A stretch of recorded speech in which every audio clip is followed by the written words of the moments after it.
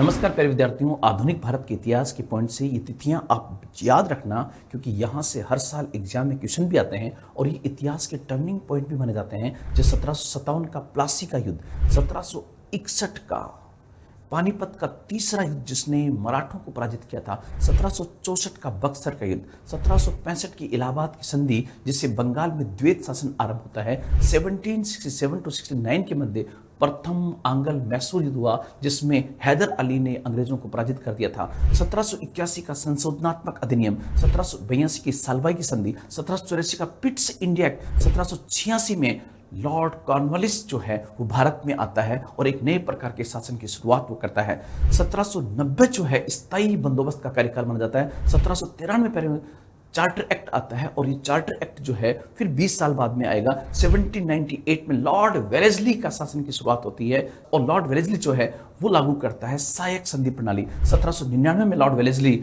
टीपू सुल्तान को पराजित कर देता है और मैसूर पर अपना अधिकार स्थापित कर लेता है। 1802 की बेसिन की संधि जो है इतिहास में मराठों के साथ की गई एक महत्वपूर्ण संधि थी। 1813 का चार्टर एक्ट वह एक्ट था जिसने कंपनी के व्यापारिक एकाधिकार को समाप्त कर दिया।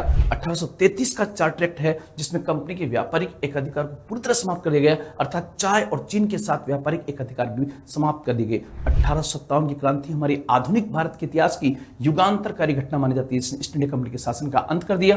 1858 का अधिनियम आता है जिस पर भारत में सीधा ब्रिटिश राज स्थापित हो जाता है। 1861 का अधिनियम वह एक्ट है जिसके द्वारा विभागीय प्रणाली की शुरुआत होती है। 1885 में भारतीय राष्ट्रीय कांग्रेस की स्थापना होती है। 1892 का अधिनियम वो अधिनियम है जब प्रश्न पूछने का अधिकार विधायिका के अंदर दिया जाता है। 1905 का बंगाल विभाजन जिसने भारत विभाजन के बीज बो दिए थे। 1909 का मार्ले मिंटो सुधार जिसके द्वारा प्यारे विद्यार्थियों आपको पता होगा इस 1909 के मार्ले मिंटो सुधारों के द्वारा मुस्लिम समुदाय को सांप्रदायिक निर्वाचन प्रणाली के तहत आरक्षण दिया गया था।